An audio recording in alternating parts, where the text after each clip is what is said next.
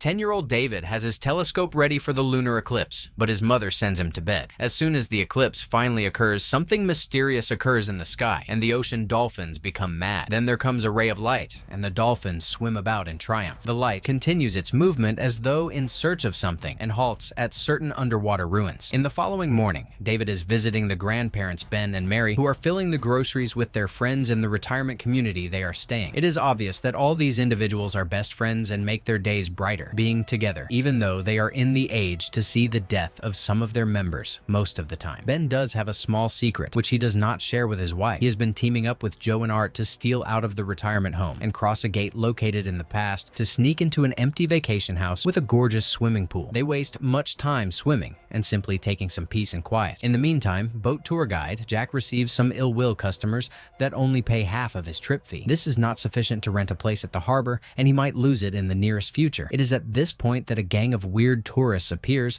and offers to hire the boat of Jack to spend an entire month. Jack says yes, and the group starts paying the boat much attention in order to ensure that it is what they require. They already possess a map that they would like to follow. Thus, they only need Jack to drive the boat and forget about the tour. David arrives in the afternoon to visit his grandparents, and Ben chooses to demonstrate to David the swimming pool. But just before they reach the house, they get to see Jack and his new clients, who are staying in the vacation house throughout the month. They assert to be cousins on a family vacation, and they are not bothered whether the house is in bad condition. Working swimming pool is their priority, but they do not want a pool man walking into the house. Ben and his company have no option but to revert. Ben visits a car office later to renew his driving license, but he fails in his eye test, and now he cannot drive anymore. As he covers the car, David acknowledges that he enjoys spending time with Ben and the other old people than his peers. The cousins finally arrive at the boat and reveal to Jack an underwater configuration map, which is heat sensitive. Jack has previously heard about these maps and is able to follow this map in the right direction and locate the place that the group desires to visit. The cousins take on their scuba equipment and get in. They take it on the ocean bottom, and they employ their complicated instruments with which they have come to get some of the gigantic cocoons of the ancient ruins as the dolphins follow them attentively. The cocoons are transported to the boat, and the cousins wrap them in protective bags as Jack wonders how the dolphins can come that near people. Upon the boat coming back to the harbor, Ben and his friends can observe them through the large binoculars and question whether those huge bags could have anything illegal in them. They also understand that they can continue using the pool even though the cousins are going to be away at most of the day. Next day, the three men sneak in the pool house, like every other day, and are shocked by seeing the cocoons in the water. They use it to poke them with a tool and theorize that it is the capsules containing the illegal substances. The three of them resolve to disregard them and go swimming. Within a few minutes in the pool, the men are refreshed and they begin to swim with a certain energy which they previously had no idea they had left anymore. They play hopscotch and games, but never get weary. When returning, they are not tired at all and know that their wood is waking up. On that very night, Ben and Joe dirty their wives, and widower Art is finally courageous enough to flirt with Bess. The following day, the women are more lighthearted than before, and the three men are eager to get back to the pool. The cousins continue to dive in search of more cocoons, and as Jack is waiting, he sticks his nose in their weird machine, only to receive a shock. Even his poking results in an alarm that fortunately comes to an end, and a dolphin laughs at the antics of Jack. The machine shines when Jack is not looking and draws the attention of the dolphin. One day, Jack attempts to peep in the bags at the new rescues, but he is caught by Kitty with red hands and prevented. To quench his curiosity, she explains to him that they are saving giant sea snails to take them to the museum since they are so rare. Jack injures his foot in an accident as he transfers some equipment and panics. Kitty swiftly starts him with a foot massage so that he can cope with the pain, and Jack takes advantage of the opportunity to flirt with her. However, Kitty rejects him, saying that she is not like the women he is accustomed to. Once she retires to her room, Jack makes a decision to stalk her and spies on her as she undresses. Then, in an instant, it is light, and Jack is horrified at witnessing Kitty strip off her human garb to expose herself as being an alien. It is at the point that Kitty sees him, and Jack starts panicking, attempting to escape. He is immediately crowded with Kitty and the others and drives them off with his welder. Then, Jack attempts to get the boat going, but to no effect. In an attempt to calm him down, Kitty comes near him, and he sees her falling skin and Walter seals it up before he finds out that he is wearing fake skin as well. Jack hyperventilates once more and leaps into the water, where he is shocked by the laughing dolphin. The group assists him to back on the boat and assures him that they will not hurt him. In fact, they will still pay to be served. The individuals are not cousins. They are aliens called the Antarians. They established an outpost on Earth thousands of years ago, which had become Atlantis, the fanciful continent that fell to the bottom of the ocean. This tragedy compelled them to take home, but they left some of their species sleeping in those cocoons, and thus they have come back to save them. Jack realizes that the aliens are not ill-wishers, and he is willing to continue working with them. In the meantime, Joe visits the doctor, who tells him that his cancer has disappeared. The three friends go out dancing and partying with their ladies. The following day, the three people invite Bernie to participate in the pool with them, but when the latter notices the cocoons, he decides not to enter the water. It is at that point the aliens return to the house, and thus the men have to flee in the closet. They observe the way more cocoons fall in the pool, and the way Walter peels off the fake skin on the other hand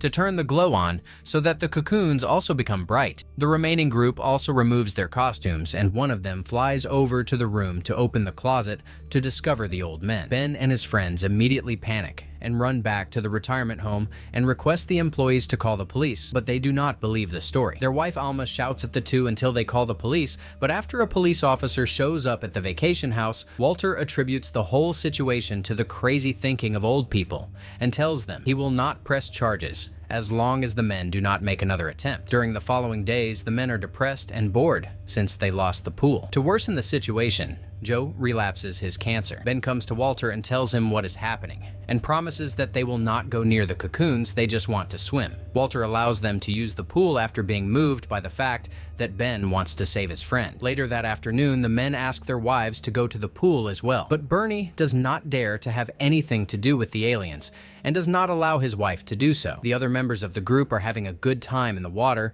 and in no time, they are breathing life back into themselves. As the aliens return to the surface following their diving, they casually greet them as they were old friends. Water restores the eyesight of Ben, and he replenishes his driving license. The group is now able to go out at night and go to different modern bars around town where Joe surprises them by his dance moves. They play games in the beach, participate more in the activities of the retirement home, and even when they are shopping, they are having fun. Mary can even climb trees with David, and even the aliens can even accept to play cards with the aliens. The other aged residents also sometimes question them about their new youth, although the group is always ready to keep the secret. Meanwhile, Jack and Kitty are spending a considerable amount of time together, and one night they go swimming with dolphins. Jack desires to be filthy with her, but her anatomy is different. Thus, she demonstrates to him how her species express affection. Both of them enter the pool naked, and Kitty begins to shine. She accumulates this radiance beyond her body, and once it reaches everywhere in the room that it penetrates the body of Jack via his chest. This leaves him with a nice sensation, like the culmination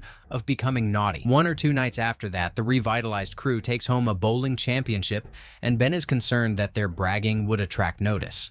All people head back home except that Joe, who picks a lady in the ice cream parlor. It turns out that they have been cheating on each other, and Alma eventually realizes. As Joe comes back to the retirement home, Alma is leaving, and he attempts to persuade her to remain. Alma does not listen to him, and following a brief quarrel, she goes to the residence of Bess. The following day at lunchtime, Joe ventures his anger at Bernie and informs him that he would take his wife to the pool in case he really loved her. A debate follows, and all the people in room hear Bernie referring to a mountain of youth. Bernie informs Joe that this is the attitude that led to the abandonment of him by Alma, and that this attitude results in Joe getting so furious that he attempts to punch him, though a security guard intervenes and is the one to be punched in the process. As a second guard arrives to assist, Joe starts beating him up as well, and does not cease until Art drags him out. Having listened to the argument, the other seniors understand that the secret is in the pool in the vacation house. A very big number of elderly people leave the retirement home and knock down the old fence to hurry into the pool, where they begin swimming and splashing without care on the cocoons. They even use one as a toy. It is then that Walter enters and shouts to kick them out.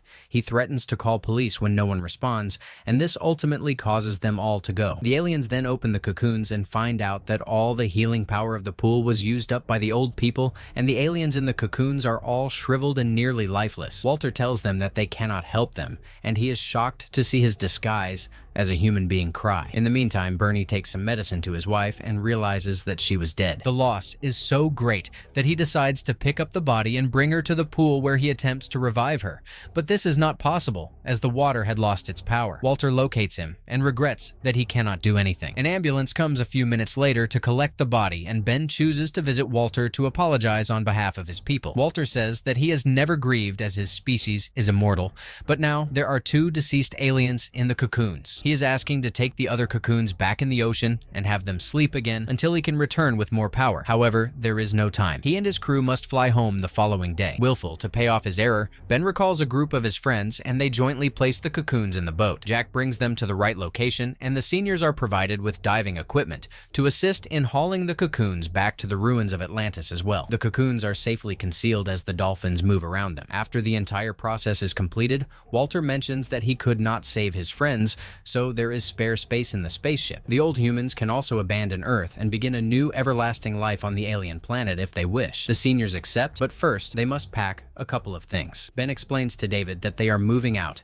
and David will never see his parents again. Ben tells David why it is, and it is outer space. The boy does not believe him. Mary embraces Susan and David in a last goodbye, but she does not shed her tears until they are out of sight. Art empties the bank saving and begins to give it away to average people on the street, and he gets married to Bess. Joe comes to see Alma and inform her of the offer made to her by the aliens. He says he wishes he could go, but since Alma does not, then he would prefer to wait with cancer here and see her out. Then, feeling bad on his behalf, Alma agrees to go. The remainder of the inhabitants are informed of the offer too, and most of them accept to go. They take their time until the employees fall asleep and creep out of the building without creating any sound. As they board the boat, Bernie appears to say his farewells as he is selected to remain behind. Regrettably, Jack is unable to jumpstart the boat, and they will be forced to wait until he makes some repairs. Meanwhile, when Susan sees that David is crying, but he is waiting in line to see another eclipse, she asks him whether he knows what made her parents act oddly, but he declines to say. Concerned, Susan decides to go to the retirement home, and when the security guard goes to look after Ben and Mary,